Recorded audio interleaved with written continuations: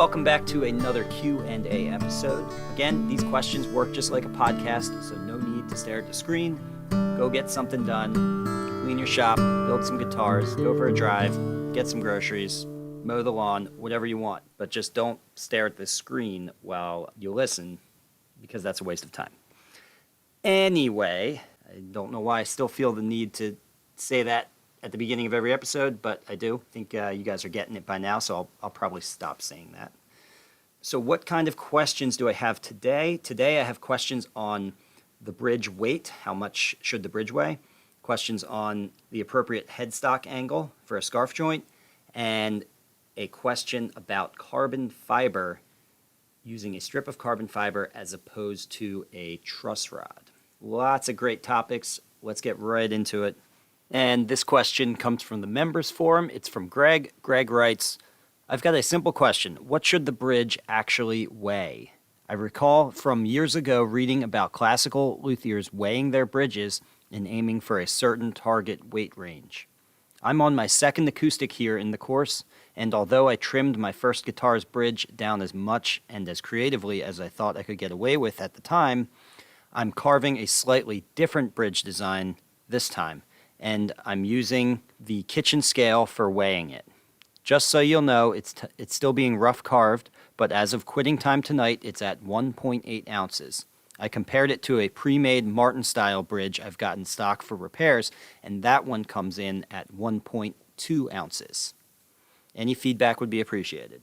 Okay, I love this question. I don't weigh bridges as often as I should, and that's why I love this question, because it's honestly bringing up something that we all should be spending a little more attention, giving a little more attention to as luthiers. I put a lot of attention into the bracing stock that I use, and I will go so far as to weigh individual brace blanks and to give them deflection tests, which, if I'm going to that level, it makes sense that I should also be weighing the bridge, because the bridge is itself a part of that bracing network, and arguably the most important part of that bracing structure. So to answer your question, the 1.8 ounces that you're getting actually sounds pretty good. You can go lower than that, and people have.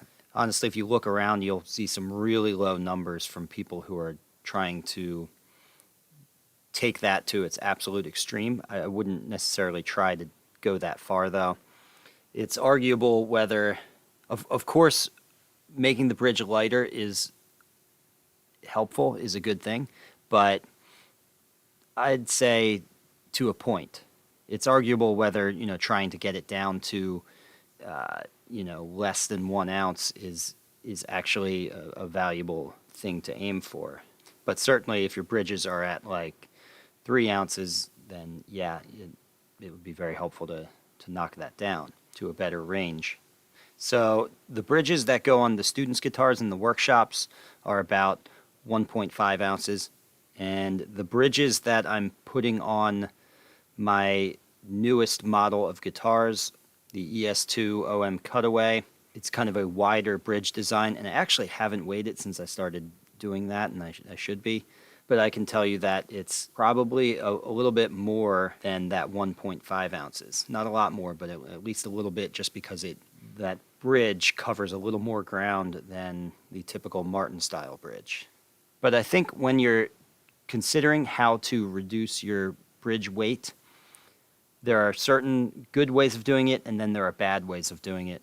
A bad way of doing it, for example, would be just selecting hyper light woods, which then you'd run into problems if they don't have a certain amount of density, which density typically means more weight, but doesn't always. If they don't have a certain density, then they're just not going to transmit. They're not going to, transmit's not the right word. They're not going to propagate directly into the soundboard. They're going to take some of that energy budget from the string and waste it. So I would be careful with the materials that you choose to use.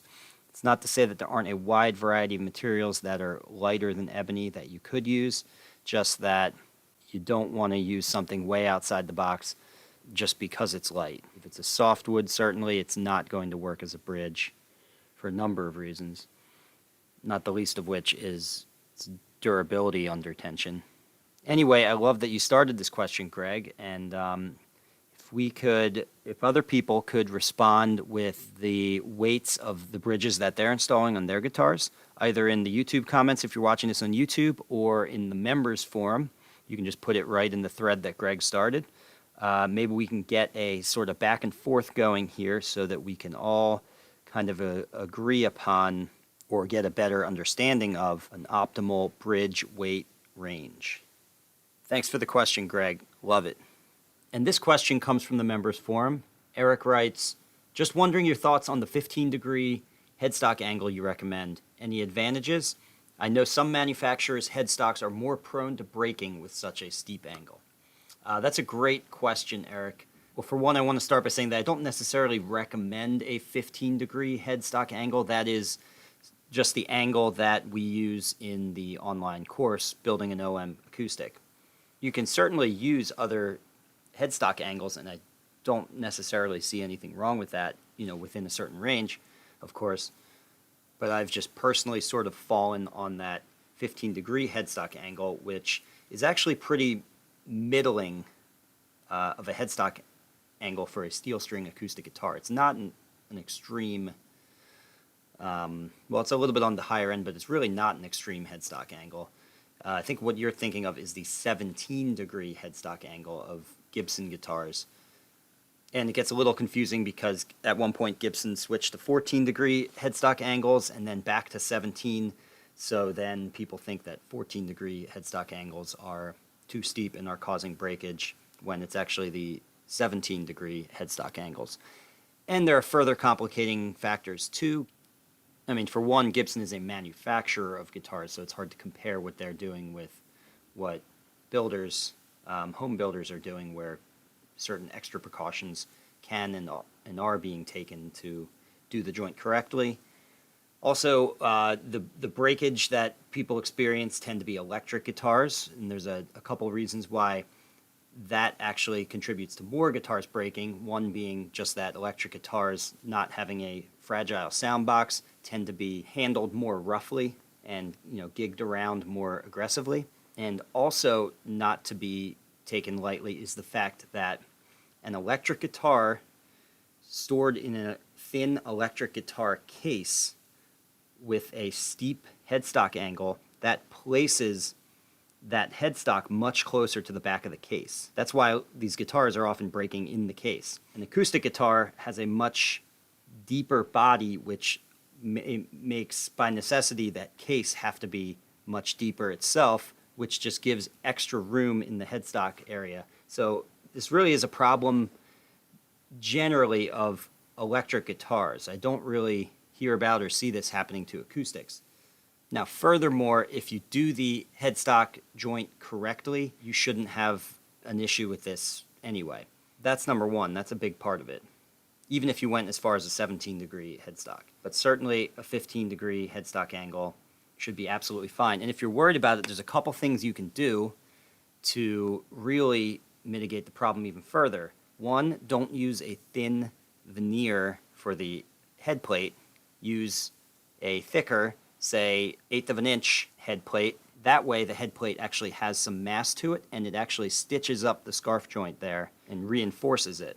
Another thing you can do is make sure that you are installing a truss rod that adjusts from the sound hole, because another weakening factor that you get at that headstock is when you run that truss rod slot all the way through to the scarf joint. That removes wood in a pretty critical spot there, which weakens the headstock.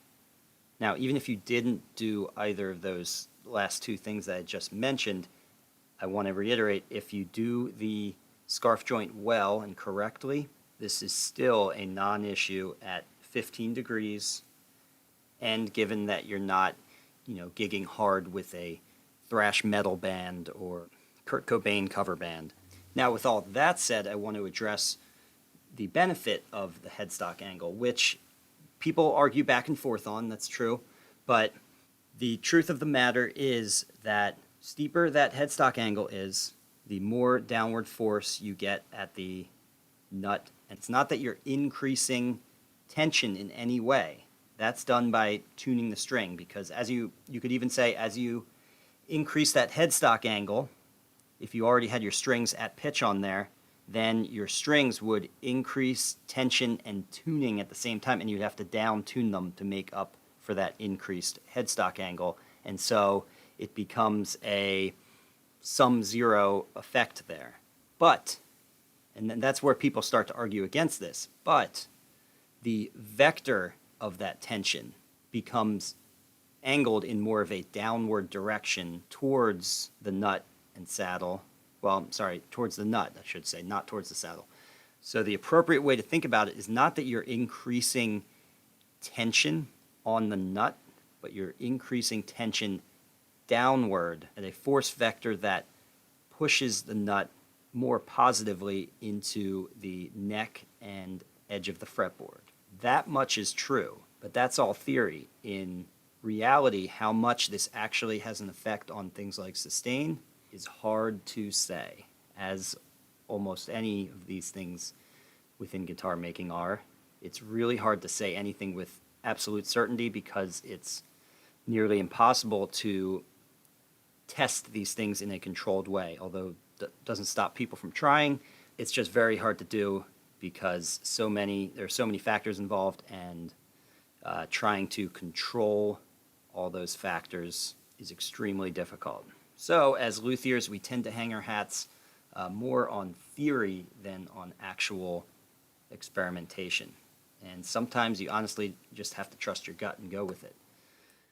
And this question comes from the members forum. It's from Brad. Brad writes, my plans for the Martin OM I'm building show a graphite carbon fiber rod can be used instead of a truss rod. It also shows it with a truss rod. Is this a new technology? What are your thoughts?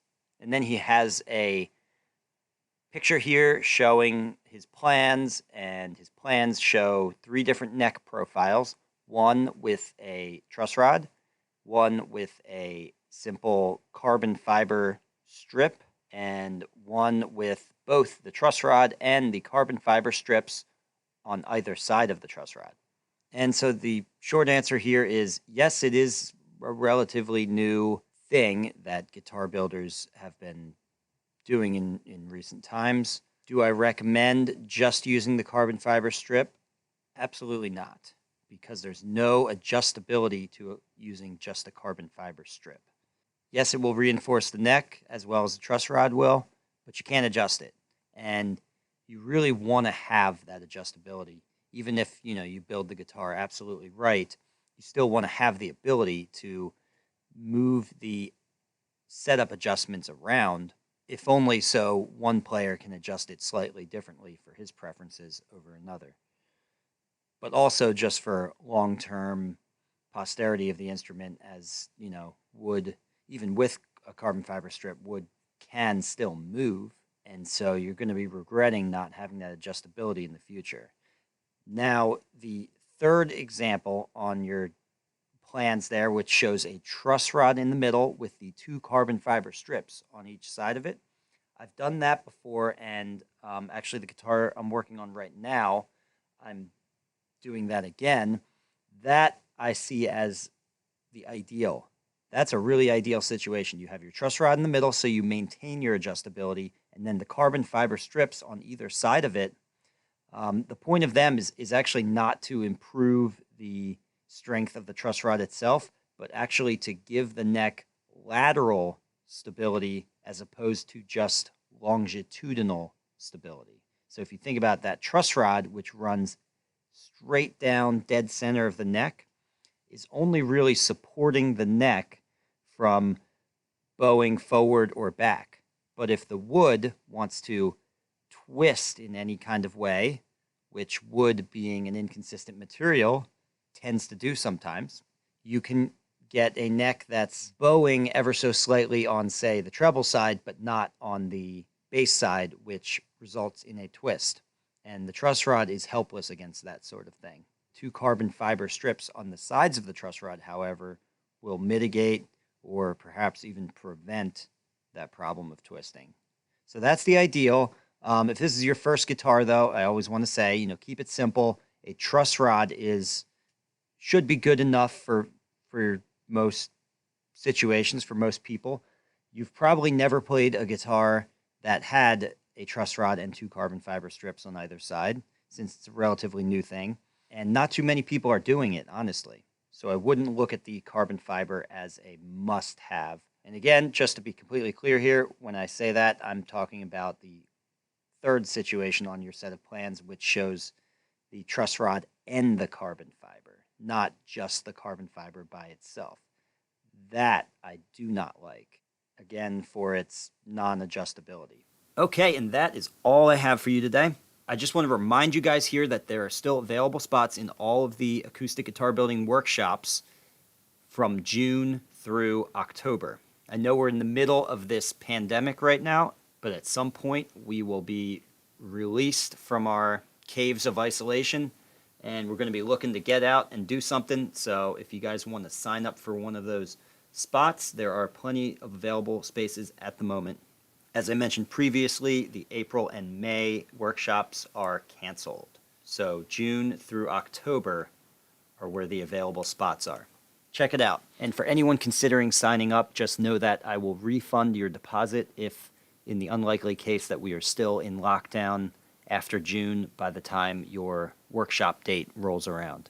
Okay, so if you want to ask me a question for a future episode, if you're on YouTube, just write it in the YouTube comments. If you're a member of the Online Guitar Building School, please write your question in the members forum, and I will do my best to answer as many questions as I can. I can't get to them all, but I try.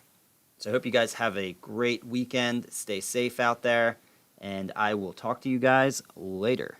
Bye for now.